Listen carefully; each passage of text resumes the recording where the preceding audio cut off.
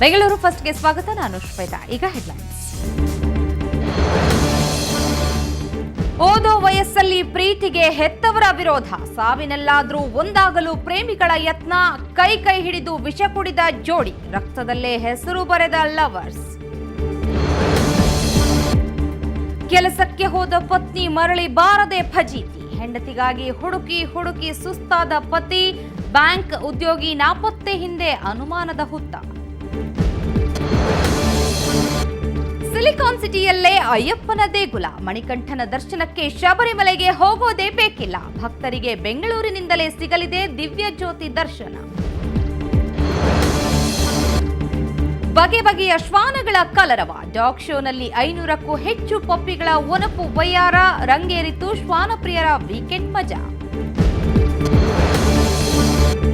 ಮುಗಿಲೆತ್ತರದಲ್ಲಿ ಮೈನವಿರೇಳಿಸೋ ತೂಗುಯ್ಯಾಲೆ, ಗಿರಗಿರನೆ ತಿರುಗಿಸಿ ತಲೆ ಕೆಳಗಾಗಿಸೋ ಸುನಾಮಿ ಅಲೆ, ಫನ್ ವರ್ಲ್ಡ್ನಲ್ಲಿ ವಿನೂತನ ಆಟಗಳ ಜಾಲಿ ರೈಡ್.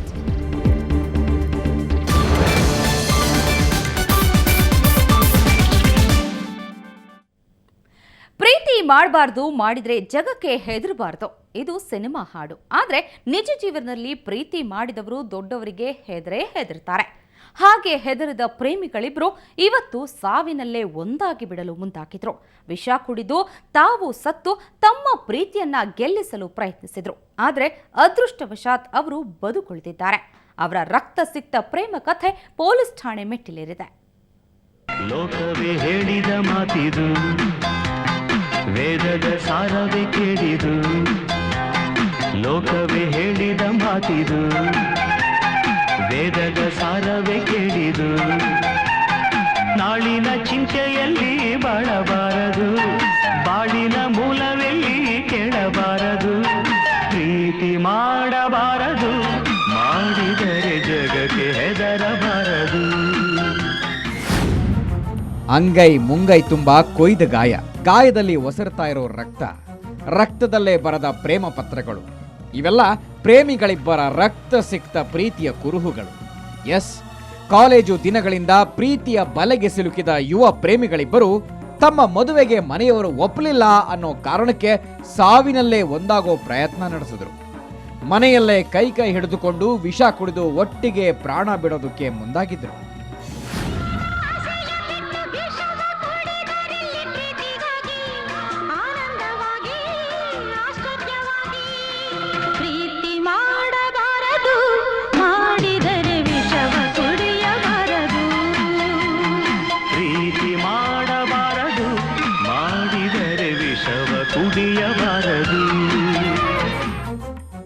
ಅಂದಹಾಗೆ ಈ ದುಸ್ಸಾಹಸಕ್ಕೆ ಮುಂದಾದ ಪ್ರೇಮಿಗಳ ಹೆಸರು ಕಿರಣ್ ಹಾಗೂ ಭಾವನಾ.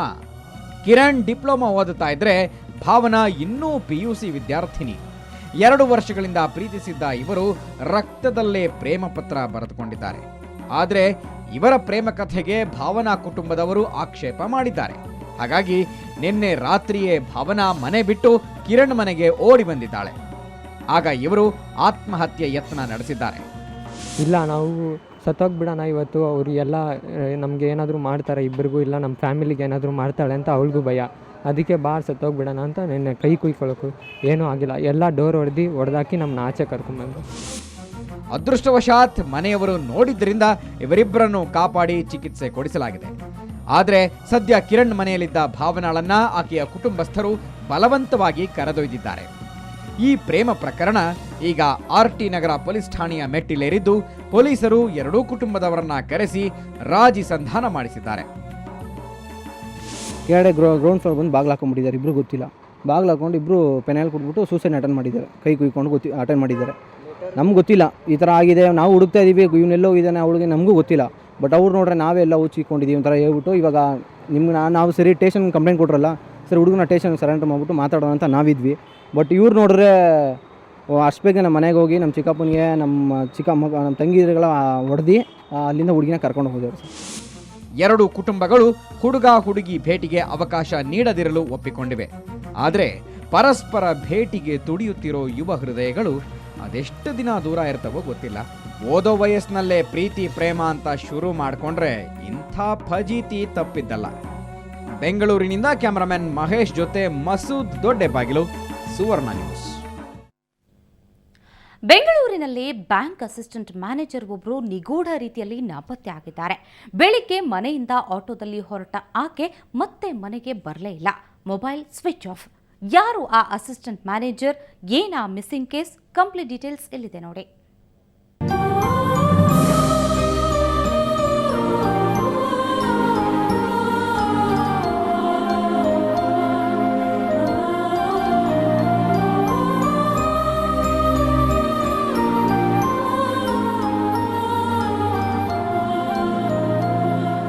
ಪೊಲೀಸ್ ಠಾಣೆ ಮುಂದೆ ನಿಂತಿರೋ ಈ ವ್ಯಕ್ತಿಯನ್ನ ಒಮ್ಮೆ ಸರಿಯಾಗಿ ಗಮನಿಸಿ. ಕಣ್ಣಲ್ಲಿ ಏನೋ ಹುಡುಕಾಟ, ಮೊಗದಲ್ಲಿ ಆತಂಕ, ಮಡುಗಟ್ಟಿದ ದುಗುಡ. ಅಂದಹಾಗೆ ಈ ವ್ಯಕ್ತಿ ಕಳೆದುಕೊಂಡಿರೋದು ಮತ್ಯಾರನ್ನೂ ಅಲ್ಲ, ತನ್ನ ಧರ್ಮಪತ್ನಿಯನ್ನ. ಹೌದು, ಗಿರಿನಗರದ ದೇವಸ್ಥಾನದಲ್ಲಿ ಅರ್ಚಕರಾಗಿರುವ ಕೃಷ್ಣಮೂರ್ತಿ ಅನ್ನೋ ಇವರು ಧರ್ಮಪತ್ನಿಯನ್ನ ಹುಡುಕಿ ಕೊಡಿ ಅಂತ ಪೊಲೀಸ್ ಠಾಣೆ ಮೆಟ್ಟಿಲೇರಿದ್ದಾರೆ. ಊಟ ಎಲ್ಲ ಆದಮೇಲೆ ಸಾಧಾರಣ 4 ಗಂಟೆ 4:15 ಅಷ್ಟೊತ್ತಿಗೆ ಬ್ಯಾಂಕಿಂದ ಫೋನ್ ಬಂತು. ಮ್ಯಾನೇಜರ್ ಫೋನ್ ಮಾಡಿದರು, ಮನೆಯಲ್ಲಿ ಮೇಡಮ್ ಅವರು ಇದ್ದಾರಾ ಅಂತ ಕೇಳಿದ್ರು. ಇಲ್ಲ ಸರ್, ಬೆಳಗ್ಗೆ 9:30 ಸುಮಾರಿಗೆ ನಾನು ಬ್ಯಾಂಕ್ ಹೋಗಿದ್ದಾರೆ ಅಂತ ಹೇಳಿದೆ. ಇಲ್ಲ, ಇಲ್ಲಿ ಬಂದಿಲ್ಲ ಅಂತ ಹೇಳಿದ್ರು. ಅಲ್ಲಿ ಆ ವಿಷಯ ಹೇಳಿದ್ಮೇಲೆ ನಮಗೆ ಗೊತ್ತಾಗಿದ್ದು. ಅಲ್ಲಿವರೆಗೂ ನನಗೆ ಗೊತ್ತೇ ಇಲ್ಲ, ಬ್ಯಾಂಕ್ ಹೋಗಿದ್ದಾರೆ ಅಂತಲೇ ನಾವು ತಿಳ್ಕೊಂಡಿದ್ವಿ. ಅಂದಹಾಗೆ ಕೃಷ್ಣಮೂರ್ತಿ ಅವರ ಪತ್ನಿ ರಮಾ ಹನುಮಂತನಗರದ ಸ್ಟೇಟ್ ಬ್ಯಾಂಕ್ ಆಫ್ ಮೈಸೂರು ಶಾಖೆಯಲ್ಲಿ ಅಸಿಸ್ಟೆಂಟ್ ಮ್ಯಾನೇಜರ್. ಕಳೆದ 16ನೇ ತಾರೀಕು ಮನೆಯಿಂದ ಬ್ಯಾಂಕ್ಗೆ ತೆರಳಿದ್ದಾರೆ. ಆರೋಗ್ಯ ಸರಿಯಿಲ್ಲದೆ ಇದ್ದ ಕಾರಣ ಆಟೋ ಹಿಡ್ಕೊಂಡು ಬ್ಯಾಂಕ್ಗೆ ಹೋಗಿದ್ದಾರೆ. ಅವತ್ತು ಬ್ಯಾಂಕ್ಗೆ ಅಂತ ಹೋದವರು ಇದುವರೆಗೂ ಮನೆಗೆ ವಾಪಸ್ಸಾಗಿಲ್ಲ. ಅವತ್ತು ಸಂಜೆ 4 ಗಂಟೆಗೆ ರಮಾ ಕೆಲಸಕ್ಕೆ ಹೋಗಿಲ್ಲ ಅನ್ನೋದು ಗೊತ್ತಾಗಿದೆ. ಗಾಬರಿಯಾದ ಇವರು ಎಲ್ಲಾ ಕಡೆ ಹುಡುಕಾಡಿದ್ದಾರೆ. ರಮಾರವರ ಮೈ ಮೇಲೆ ಬಂಗಾರದ ಆಭರಣಗಳು ಇದ್ದುದರಿಂದ ಆಟೋ ಚಾಲಕ ಏನಾದರೂ ಮಾಡಿರಬಹುದಾ ಅನ್ನೋ ಶಂಕೆ ವ್ಯಕ್ತವಾಗ್ತಾ ಇದೆ.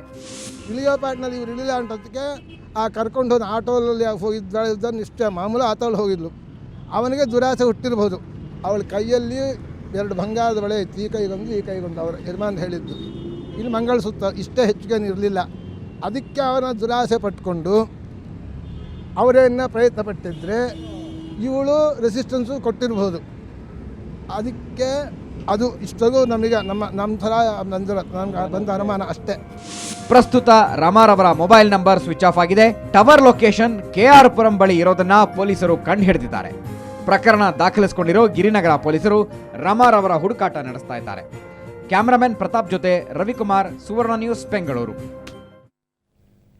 ಅಯ್ಯಪ್ಪ ಸ್ವಾಮಿ ದರ್ಶನಕ್ಕೆ ಇನ್ಮುಂದೆ ಕೇರಳದ ಶಬರಿಮಲೆಗೆ ಹೋಗಬೇಕಾಗಿಲ್ಲ. ಬದಲಾಗಿ ಬೆಂಗಳೂರಿನಲ್ಲೂ ಶಬರಿಮಲೆ ಮಾದರಿಯಲ್ಲಿ ದೇಗುಲ ತಲೆ ಎತ್ತುತ್ತಿದೆ. ಬರೋಬ್ಬರಿ 4 ವರ್ಷದ ಸತತ ದೇಗುಲ ಕಾಮಗಾರಿ ಮುಂದುವರೆದಿದೆ. ಹಾಗಾದ್ರೆ ಕರ್ನಾಟಕದ ಶಬರಿಮಲೆ ದೇಗುಲ ಹೇಗಿದೆ? ಬನ್ನಿ ನೋಡೋಣ.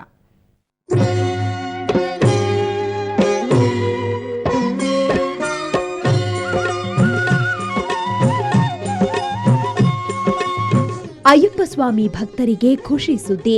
ಶರಣಮಯ್ಯಪ್ಪ ದರ್ಶನಕ್ಕೆ ಇನ್ನು ಬೆಂಗಳೂರಿನಲ್ಲೇ ಅವಕಾಶವಿದೆ. ದಿವ್ಯ ಜ್ಯೋತಿ ದರ್ಶನ ಸಹ ದೇಗುಲದ ಆವರಣದಲ್ಲಿ ಕಾಣಬಹುದು. ಬೆಂಗಳೂರಿನ ಬನ್ನೇರುಘಟ್ಟ ರಸ್ತೆಯಲ್ಲಿ ಅಯ್ಯಪ್ಪ ಸ್ವಾಮಿ ದೇಗುಲದ ಮಾದರಿ ರೆಡಿಯಾಗುತ್ತಿದೆ. ಅಚ್ಚು ಕೇರಳ ಅಯ್ಯಪ್ಪನ ಗುಡಿಯಂತೆ ಇಲ್ಲಿ ದೇವಸ್ಥಾನದ ಕಾಮಗಾರಿ ಮುಂದುವರೆದಿದೆ. ಈ ದೇಗುಲ ನಿರ್ಮಾಣದ ಕೆಲಸ ಕಳೆದ 4 ವರ್ಷಗಳಿಂದ ಮುಂದುವರೆದಿದೆ. ಕಟ್ಟಡ ಕಾಮಗಾರಿ ನಡೀತಾ ಇದ್ರೂ ಬರೋ ಭಕ್ತರ ಸಂಖ್ಯೆ ದಿನದಿಂದ ದಿನಕ್ಕೆ ಹೆಚ್ಚುತ್ತಿದ್ದು, ಭಕ್ತರಿಗಾಗಿ ಗರ್ಭಗುಡಿಯ ಮೂಲ ಮೂರ್ತಿಗೆ ಈಗಾಗಲೇ ಪೂಜೆ ಶುರುವಾಗಿದೆ. ನಾನು ಆ್ಯಕ್ಚುಲಿ ಶಬರಿಮಲೆಗೆ ವರ್ಷ ಹೋಗ್ತಾಯಿದ್ರು. ಆಮೇಲೆ ಒಂದು 4 ವರ್ಷ ತಿಂಗಳು ಶಬರಿಮಲೆಗೆ ಹೋಗಿ ಬಂದವರು. ಸೊ ಈ ದೇವಸ್ಥಾನಕ್ಕೆ ಬಂದಮೇಲೆ ಆ್ಯಕ್ಚುಲಿ ನನಗೆ ನಮ್ಮ ಶಬರಿಮಲೆ, ಕೇರಳ ಶಬರಿಮಲೆಗೆ ಹೋಗೋದು ಥರನೇ ಇಲ್ಲಿ ಈ ದೇವಸ್ಥಾನಕ್ಕೆ ಬಂದ ಮೇಲೆ ನನಗೆ ಅದೇ ಅನುಭವ ಆಯಿತು. ಬನ್ನೇರುಘಟ್ಟದ ಅಮೃತ ನಗರದಲ್ಲಿ 4 ಎಕರೆ ಜಾಗದಲ್ಲಿ ದೇಗುಲ ನಿರ್ಮಾಣ ಕೆಲಸ ನಡೆಯುತ್ತಿದೆ. ಈ ದೇಗುಲದ ಲಾಭ ನಷ್ಟದ ಮೇಲ್ವಿಚಾರಣೆ ಜವಾಬ್ದಾರಿಯನ್ನ ಶ್ರೀ ಸಿದ್ಧಿ ವಿನಾಯಕ ಅಯ್ಯಪ್ಪ ದೇವಾಲಯ ಟ್ರಸ್ಟ್ ವಹಿಸಿಕೊಂಡಿದೆ. ಈಗಾಗಲೇ ದೇಗುಲ ನಿರ್ಮಾಣಕ್ಕೆ ಬರೋಬ್ಬರಿ 2 ಕೋಟಿ ರೂಪಾಯಿ ವೆಚ್ಚವಾಗಿದೆ. ಸುತ್ತಮುತ್ತ ಈ ದೇಗುಲ ಈಗಾಗಲೇ ಕರ್ನಾಟಕದ ಶಬರಿಮಲೆಯಂತೆಯೇ ದೇಗುಲ ಖ್ಯಾತಿ ಪಡೆದಿದೆ. ಶಬರಿಮಲೆಯಲ್ಲಿ ಸಾಮಾನ್ಯವಾಗಿ 41 ದಿನಗಳ ವ್ರತವನ್ನು ಪಾಲನೆ ಮಾಡಿ ಹೋಗ್ತಕ್ಕಂಥ ಒಂದು ಸಂಪ್ರದಾಯ ಇಂದಿನಿಂದ ಬಂದಿರತಕ್ಕಂಥದ್ದು. ಆದ್ದರಿಂದ ಅಲ್ಲಿ ಈ ವಯಸ್ಸಿಗೆ ಬಂದಂಥ ಮಕ್ಕಳು, ಹೆಣ್ಣುಮಕ್ಕಳು ಅಂದರೆ 60 ವರ್ಷಕ್ಕಿಂತ ಕೆಳಗಿರತಕ್ಕಂಥ ಮಕ್ಕಳು ಮತ್ತು 18 ವರ್ಷಕ್ಕಿಂತ ಮೇಲ್ಪಟ್ಟಂಥ ಮಕ್ಕಳು ಅಲ್ಲಿಗೆ ಹೋಗಲಿಕ್ಕೆ ಅವಕಾಶ ಇರುವುದಿಲ್ಲ. ಯಾಕೆಂದರೆ 41 ದಿವಸಗಳು ಅವರು ವ್ರತವನ್ನು ಮಾಡಲಿಕ್ಕೆ ಸಾಧ್ಯವಿಲ್ಲ. ಹಾಗಾಗಿ ಶಬರಿಮಲೆಯಲ್ಲಿ ಪುರುಷರು ಮತ್ತು ವಯಸ್ಸಾದಂಥವ್ರು ಮಾತ್ರ ಹೋಗಲಿಕ್ಕೆ ಒಂದು ಅವಕಾಶ ಇರ್ತದೆ ಇರುಮುಡಿಯನ್ನು ಹೊತ್ತು. ಆದರೆ ಈ ದೇವಾಲಯದಲ್ಲಿ ಎಲ್ಲರಿಗೂ ಒಂದು ಅವಕಾಶವನ್ನು ನಾವು ಅಷ್ಟಕ್ಕೂ ಶಬರಿಮಲೆಯಂತೆ ಇಲ್ಲೂ ಕಟ್ಟುನಿಟ್ಟಿನ ನಿಯಮಗಳನ್ನು ಪಾಲಿಸಬೇಕು. ಭಕ್ತರಿಗೆ ಅನುಕೂಲವೆಂದರೆ ಈ ದೇಗುಲಕ್ಕೆ ಮಹಿಳೆಯರಿಗೆ ವಯಸ್ಸಿನ ಮಿತಿ ಇಲ್ಲ. ಇದು ಭಕ್ತರ ಸಂಖ್ಯೆ ಹೆಚ್ಚಾಗಲು ಕಾರಣವಾಗಿದೆ. ಶಬರಿಮಲೆ ದರ್ಶನಕ್ಕೆ ಕೇರಳಗೆ ಹೋಗಿ ನೂಕು ನುಗ್ಗಲಿನಲ್ಲಿ ಕಷ್ಟಪಡುವುದಕ್ಕಿಂತ ಬೆಂಗಳೂರಿಗರು ಬನ್ನೇರುಘಟ್ಟ ದೇಗುಲಕ್ಕೆ ಭೇಟಿ ನೀಡಿ ದೇವರ ಕೃಪೆಗೆ ಪಾತ್ರರಾಗಬಹುದು. ದಿವ್ಯ ಜ್ಯೋತಿಯ ದರ್ಶನ ಸಹ ಪಡೆಯಬಹುದು. ನೋಡಿದ್ರಲ್ಲ, ಬೆಂಗಳೂರಲ್ಲಿ ಏನಿಲ್ಲ ಹೇಳಿ. ತಿರುಪ್ತಿಯನ್ನು ಸೆಡ್ಡೊಡಿಯೋಕ್ಕೆ ಬೆಂಗಳೂರಲ್ಲಿ ಚಿಕ್ಕ ತಿರುಪ್ತಿ ಬಂತು. ಈಗ ಅಯ್ಯಪ್ಪ ಸ್ವಾಮಿ ಸೀಸನ್. ಹಾಗಂತ ಪ್ರತಿಯೊಬ್ಬರು ಕೇರಳಗೆ ಹೋಗಿ ಅಲ್ಲಿ ದರ್ಶನ ಪಡೆಯೋದು, ಜನಜಂಗುಳಿಯಲ್ಲಿ ಸಿಲುಕೋದು ಯಾಕೆ ಅಂತ ಬೆಂಗಳೂರಿನಲ್ಲೇ ಅಯ್ಯಪ್ಪ ಸ್ವಾಮಿ ದೇವಾಲಯ ಸಹ ಇದೆ. ಅದೇ ರೀತಿಯ ಸಂಪ್ರದಾಯವನ್ನು ಪಾಲನೆ ಸಹ ಮಾಡ್ತಿದ್ದಾರೆ. ಇನ್ನಾದರೂ ಆ ಜನಜಂಗುಳಿಯ ಗೋಜನ ತಪ್ಪಿಸಿಕೊಂಡು ಇಲ್ಲೇ ದಿವ್ಯ ಜ್ಯೋತಿಯ ದರ್ಶನವನ್ನು ಜನ ಪಡೀಲಿ ಅನ್ನೋದು ಸುವರ್ಣ ನ್ಯೂಸ್ನ ಆಶಯ. ಬೆಂಗಳೂರಿನಿಂದ ಕ್ಯಾಮ್ರಾ ಪರ್ಸನ್ ಮಲ್ಲಣ್ಣಗೌಡ ಜೊತೆ ನಂದಿನಿ, ಸುವರ್ಣ ನ್ಯೂಸ್. ಈ ಬಾರಿಯ ವೀಕೆಂಡ್ ಬೆಂಗಳೂರಿನಲ್ಲಿ ಹೇಗಿದೆ ನೋಡೋಣ ಬ್ರೇಕ್ ನಂತರ.